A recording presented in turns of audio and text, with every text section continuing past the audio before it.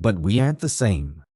No matter what kind of government we have or what promises are made by Marx and people of his ilk, some people are taller, some shorter, some fleet of foot, some slower, some richer and some poorer. Some learn faster than others. Some can sing opera and others who sing sound like a cat sitting on a prickly pear. God made us all different. So, is that another clue that Satan wants to arrange his own kingdom here on earth with a socialist blueprint of exact opposites from God? If socialists demand equality of outcomes, does that mean every participant in the Olympics should receive gold medals no matter how they perform? If so, doesn't it render gold medals rather meaningless? Olympians train very hard at their sport, and if everybody gets a gold medal, including participants who didn't work so hard and can't run a mile in under 4 minutes or jump tall buildings with a single bound, what does that do for the incentive of the athletes? How can thousands of people running the Boston Marathon cross the finish line at the same time? And if the guy bringing up the rear in the race is going to get the same trophy anyway, why not stop along the way, get a burger and a beer, and come across the finish line when he gets around to it? There again, why run at all? They can take their time, stroll at a comfortable pace, and not have to run so hard. And therein is a metaphor for life under socialism.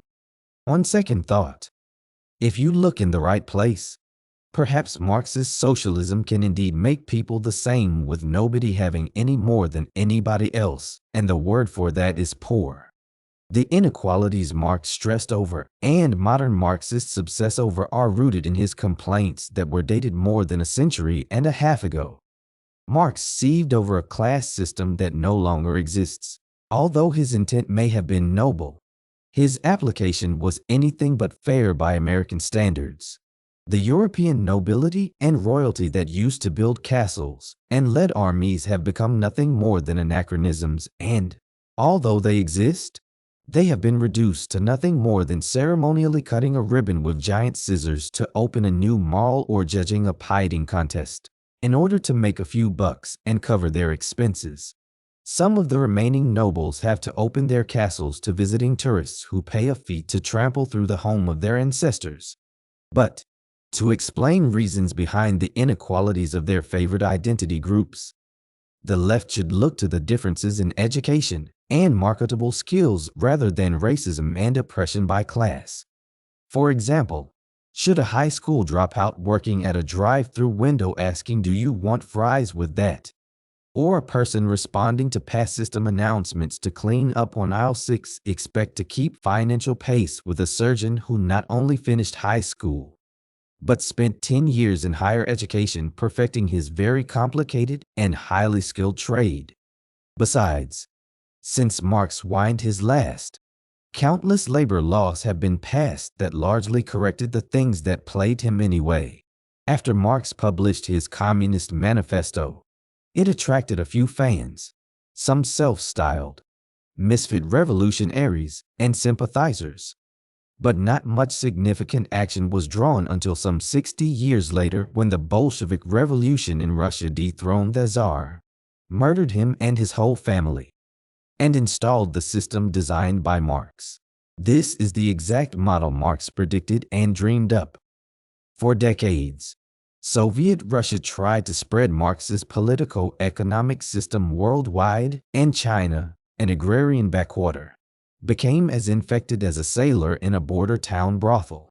Now that Russia is no longer a communist dupe and has gone free agent, China took the baton and intends to dominate the world and spread the Marxist disease throughout other countries.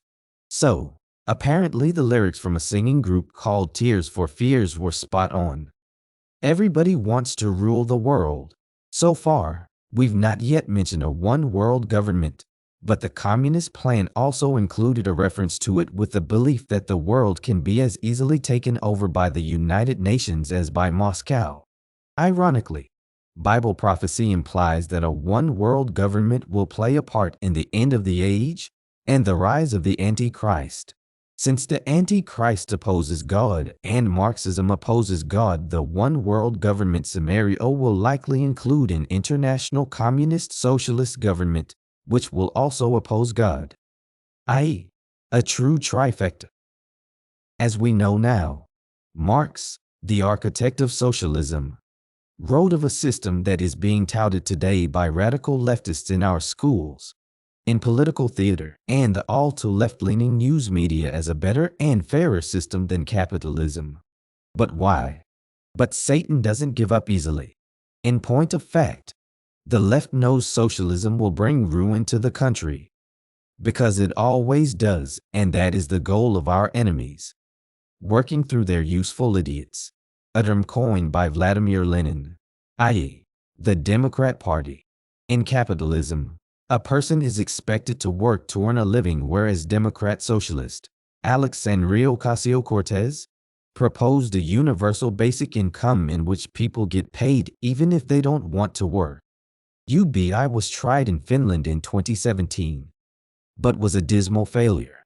It didn't take long for the Finns to cancel this trial by error. In Soviet Russia, however, everybody was required to work.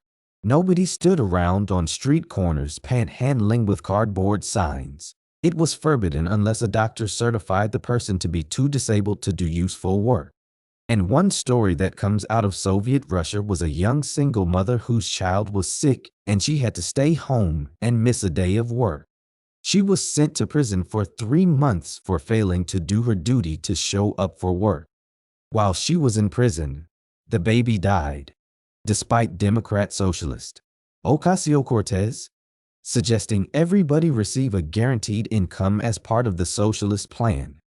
This is not as likely to happen in America and can only be explained under Marxist socialism as an interpretation of what Marx meant when he said, "To each according to his means, from each according to his abilities." Let's be reminded that the Bible says, "If a man will not work, neither let him eat." And yet there lies another comparison between God and the atheists/socialists.